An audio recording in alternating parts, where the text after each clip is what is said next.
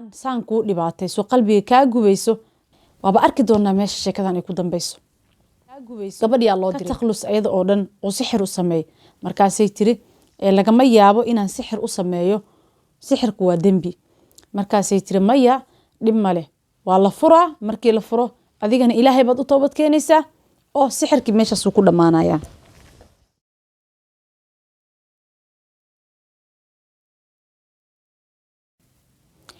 الحمد لله وحده والصلاة والسلام على من لا نبي بعده رب اشرح لي صدري ويسر لي أمري واحلل عقدة من لساني يفقه قولي فسلام الله عليكم ورحمته وبركاته وعليه قد ما أنتي ملك السعد جبتان إيسو لدواذا ماشان هذا في رسانة سان واجنا الكيقا من الشيقنا سحر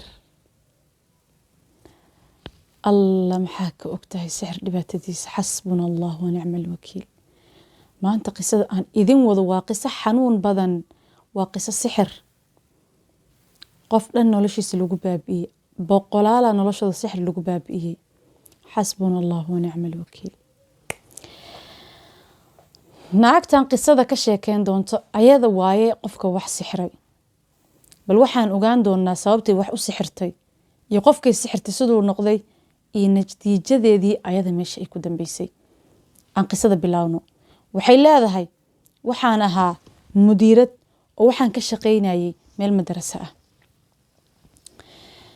waxay tiri zawjkaygana zawj wuxuu ahaa bay tiri wanaagsan nolol qurux badan aan ku jiray waxay sidaas ahaataba nolosha oo jannatu dunya aan ku jiro waxaa dhacday tiri inuu ila guursado odaygayga aniga markuu ila guursaday waxaa dhacday tiri inaan masayro oo xaqdi iyo xaasnimo u igalo oo aniga odaygayga maalin walba wuxuu iiga sheekeyn jiray xaajiyadaas wanaageeda diinteeda iyo sida ilaahay ugu dhowdahay wuxuuna iiga digi jiray mar walba haddii aan masiiro inaan dhibaatay maxaa yeelay waa qof ilaahay u dhow oo ilaahay baa ilaashanaya waxay tiri xaqadkii xaasnimadii yaa igu batay waxaa dhici jirtay tiri mar walba aan u sheekeyn jiray saaxiibadayda oo aan iskala shaqeynay tiri madrasada waxay tiri maalin maalmaha ka mid ah naagtan saan kuu dhibaatayso qalbiga kaa gubayso ka takhlus ayada oo dhan oo sixir u sameey markaasay tiri lagama yaabo inaan sixir u sameeyo sixirku waa dembi markaasay tiri maya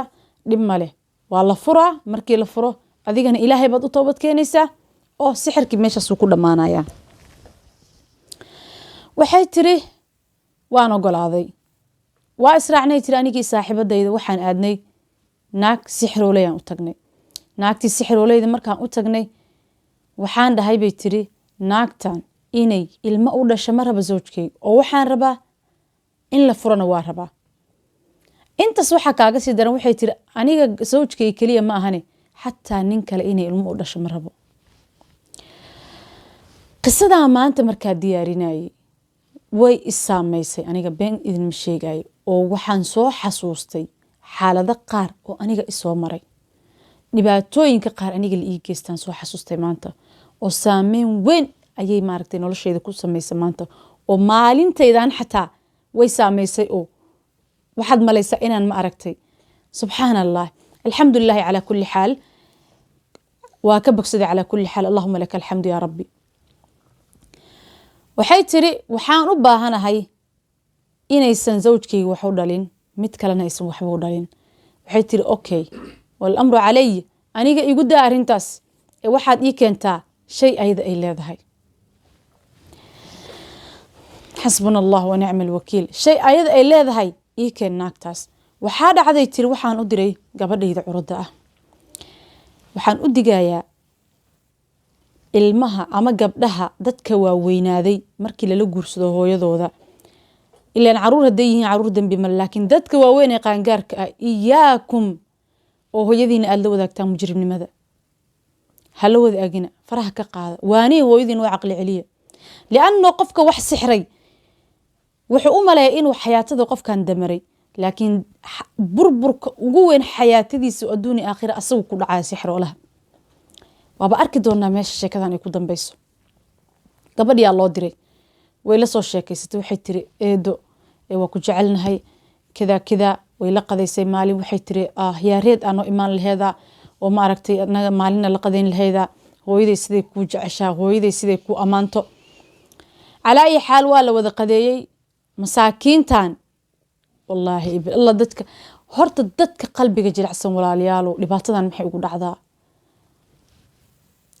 haddii aad qalbi fiican tahay يعني maxaan ku tilmaamaa ani maalin kasta waxa isleeyahay tan ha kuugu dambayso haddana waxa arkaa inuu godka ku jiro liana dibciga adi ilaahay ku dhaliy ma iska bedeli kartid subhanallah masaakiinimadeeda ku ogolaatay marka aan ku leeyahay waxbaan soo xasuustay waxa dhacday inay ogolaato naagtaan markay soo bixis waa tii la yiri wax keen oo raadkeeda ah wax ayada ay leedahay si loo sixiro tarxad ayada ay leedahay soo qaadatay way keentay sixirooleydii loo geeyay waxay tiri nolosheeda dambe inaysan qoslin ballan ka qaaday sixira loo soo sameeyay sixirkii soo qaaday maadaama loo soo sheekay maskiintan ay qalbi weynay markii loo soo sheekay waxa la yiri imaa gurigeena way imaatay qadaa loo sameeyay cuntadii loo sameeyay loogu daray sixirkii hadii loogu daray cuntadii gabadhii gurigeeda markay ku laabatay waxa bilaawtay hawshii loogu talagalay طبعا سحرك إذن كإلهي بسو كدعا هذا إلهي إذن ما دمسترمو لكن وامتحان ولا سكاي امتحان ما ابتلاء من الله حسبنا الله ونعم الوكيل قبل دي ماشي لو ترقلو كهلا لسحرك او رحمكو كآذي قبل دي حانون درنا قبتي او ماركتي دي كذا اسكقو بنايو دكتورا لقي وحالي رحمك وحاكاها كنسر حسبنا الله ونعم الوكيل كنسراكو هاي الله هاي قبل دي مركي لقو يري كنسراكو هايو دقاتيرتي waxay dheen waa in lagu qalaa oo la soo maartay minka laga soo bixiya way diiday maxay u diiday waxay aragtay gabadhan riyaday aragtay waxa waaye ay ayaa ma aragtay riximkeeda ku dhex jiro waxay tiri waxaan ku riyooday gabar saaxiibadeeda ay wacday oo wadaad oo riyooyinka fasirto waxay tiri riximkayga ayaan ay ma aragtay aan ku dhex arkay oo ay madow baa riximka ii fadhiyo inay saas tahan jeclahay bas waxay tiri marka waxa samaysaa zayd saytuun ay tiri mari caloosh iska mari oo adiga isruqiyay dhibaatada ugu weyn meeshan ay ka bilaaban doontaa marka ninkan wuxuu sameeyay wuxuu uga sheekeynaa mar walba gabadhan waxay samaysaa naagtaas kale uu qabo waxaan rabaa inaan munaasabadan uga faa'iideysto ragga isla guursada gabdhaha iyaakum iska jira inaa xaaskaagan wanaageeda ama xumaanta haddii aad guursato ma aragtay xaas kale ama aad dhowr xaas qabto xaasaskaaga ha isaga sheekeynin oo qof balba qofka kale wuxuu sameeyaa uga sheekeynin hadaa xumaanteed iyo ceebteed u sheegtid way ku caynaysaa hadaa wanaageed u sheegtidna way ku xasdaysaa ragiyahow ilaahay baa mas'uul idin ka dhigay kartidii aad ku qaadeen labadan xaas ama xaasaskan mas'uuliyadooda ma aragtay aad leediin oo idin kaga baahan yahay ma aha kaliya inaad ma aragtay u hooyato naagaha kaliya ma aha raganimada waa mid kaamil ah taas oo ah in aad ma aragtay mas'uuliyadda sidaba u qaadato gabdhahan aad kala asturto gabdhahan aad kala qariso oo xataa haday ku dhahaan waa isjecelnay waa israadsanayna waa ina kala ilaalisaa maxaa yeelay mid baa dhagar damacsan way yartahay maanta adduunyada la joogo in ay ma aragtay naaga la isla qabo 100% uu wanaag maanta ka dhaxaynayo taadi kalena xaaskaaga adigay ku wanaagsantahay waxaad u maleysay xaaska kale aad qabtid inay wanaagsantaho wanaageeda ay jeclaanayso waa idin bariya kala qariya tan kalena iska ilaaliya naag la idin la qabo xataa haday sheekhad tahay iska ilaaliya yaani maxaad dambi ma ka soo gaarada iska ilaalisid ha dhibaataynin ha xasdin waxba ku sameeynin laakiin adiga is ilaali ina is ilaalisid waajib naftaada aday ka saaranta warka meesha soo ku eegya waxa dhacday waxay tiri ninkii wuxuu u sheegay riyadii ay gabadhan ku riyootay naagti way waalatay way carartay waxay tiri naagti riyadaas ay ku riyooto sixirkeeni waa burayo waxa la sheegay sixirka inuu ma aragtay riximka u yaalo oo ma aragtay isruqiyaa liiri oo naagta saaxiibadeeda ah caawinayso naagta saaxiibadeeda mufassirkeeda riyada fasiraysa xataa la sixray adi wax kale iska dhaafay markaas gabadhana sixirka loo sameeyay xanuunkii meeshiisu ka sii bilowday xanuunkii dheeraaday dartiisii dhibaatada gabadhan haysay odaygeedii wuxuu ku qasbay riximka in la soo tuuro gabadhii riximka laga soo tuuray wal ciyaadu billah xasbuna allah wa nicma alwakiil. Riximka laga soo tuuray gabadhi miskiinta ahayd. markii riximka laga soo tuuray waxay aragtay odaygeedii siduu u dhibaatoonayo, gabadhan xaaskiisa ula dhibaatoonayo, ugu murgaayo, oo dhibaatada gaartay ugu xunye. xataa waxay tiri asagay sixir u samaysay si uu u furo. sixir ay u samaysay, markuu furiyo wax walba ay samaysay, asagii bay sixir u samaysay. oo waxaa tashtay markaan saaxiibadeedii sharta ahayd iyo ayadii naagtii sixirooleyd ahayd. sixiraa loo sameeyey, meelaa lagu aasay. waxay tiri habeenada kamid ah, naagta masiibada min weynta ah, waxay tiri waan riyooday, waxaan ku riyooday ani adig in la sixray, oo waxaana sixirtay qoftaas. maxaa la dhahayay, mufasiraan u tagay, wuxuu ii sheegay in ayadana sixirtay, oo sixirkana xanuunka iyadahay oo aniga la ila rabay, sixirkana ayada uu ku laabto, ayada ku gadoomay. xasbuna allah wa nicma alwakiil. sixirkii ayaduu ku laabtay oo anaga ma xanuunsanin. ee soo bax sixirkii meesha uu ku jiro riyada ku arkay aan soo aragne. waa la soo raacay sixirkii ayada soo gelisay, mu'aamaradii ay samaysay ayay ninkii ka dulgeysay, oo sixirkii meesha laga soo saaray. sixirkadii meesha laga soo saaray, ninkii waa waashay. waxa ma hubsanin oo wuxuu ma aragtay sameeyey. taleefon intuu diray buu wuxuu u wacay walaalkeedu ku yiri, walaashaada faajirada ah oo saaxirada ah oo kaafirada ah waan furayoo saddexan ku furay. gabadhi maskiinta dhibaatada ku dhacday maxay tahay? fadeexo waa la fadeexay kow. marka labaadee waxaan ku yiraahdaa waa la sixrayo, dhibaatadii loo geystay iyada lagu soo oogay. haddana riximka laga tuuray, xanuunay la nooshahay, caqliga, jasadka, ruuxda ah, meel kastoo ka dhibaatay gabadha sixirka. sixirka markii hal meel lagugu sameeyo, hal meel loogu talagalo, ma ogtahay qofka oo dhan inuu saameynayo. xasbuna allah wa nicma alwakiil. waxaan ahayn xasbuna allah wa nicma alwakiil uma hayno sixroole. gabadhii miskiinta ahayd waa la furay, awlaad ma haysato, nin ma haysato, ceebna u dheertahay. way iska soo baxday, ciddooda isaga laabatay.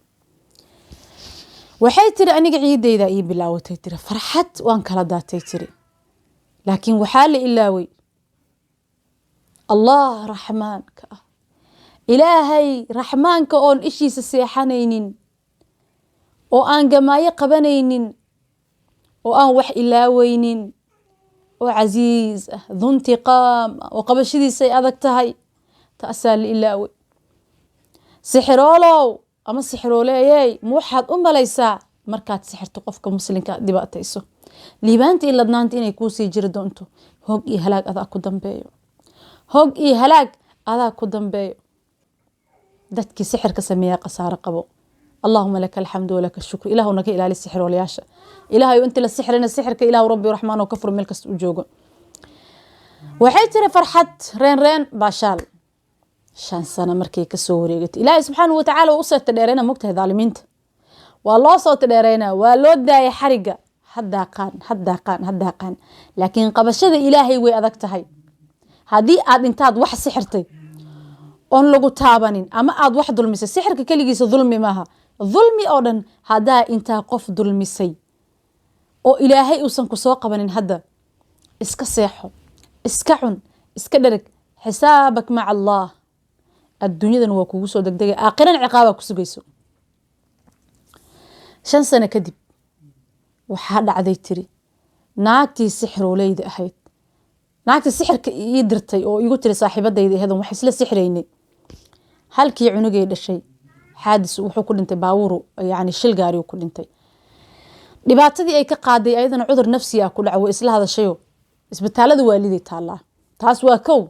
gabadheedii oo gabadhan masaakiinta eedadeeda la soo sixirtay, cuduraa riximka uga dhacay, kaasoo maalinta ka dambeysa ugxamaha ilmaha sameeyo, dilaayo. cudurkeedana lama yaqaano, oo waxay noqotay caqiim, xanuun laylan loonshahay. naagtan wiilkeedii wuxuu noqday mid muqaadaraadka noocba nooc isticmaalo, oo isbitaalada waalidow yaala. asagana ayadaa kuu soo hartay. may asagii oo gabadhii dulmiye, waxba hubsanin oo gabadhii furay, aabihiisu wuxuu ku arkaya riyo mar walbo oo dhahayo, aayadii u aqrinayo. fasiraadeeda idin sheega inaan qaldaan ka cabsana aayadda, maadaama aanan hubin ii sheeg aan xifdisaneyn. kuwii ilaahay rasuulkiisa rumeeyeyo, haddii uu idinla imaado faasiq, uu idinla imaado war oo idin la imaado hubsada si aydan dembi ugu dhicin oo hadhow aa ka shalayn doontaan. ama anigay tiri waxaa igu dhacay tiri xanuun markaan isbitaalka tagana waxaa la ii sheegay tiri dhiigga inuu igaaga dhacay kansar, dhiigga inuu igaaga dhacay xididada kansar oo kaasoo meel walba ku qaybinaya jirkayga maalin walbana uu ziyaadayo. ninkaygiyaa kuu soo haray tiri aan dhibaatadaasoo dhan u maray, naag kale intuu guursaday ayuu iska kay ilooway oo inaan jiro inaan joogo maba ogaba.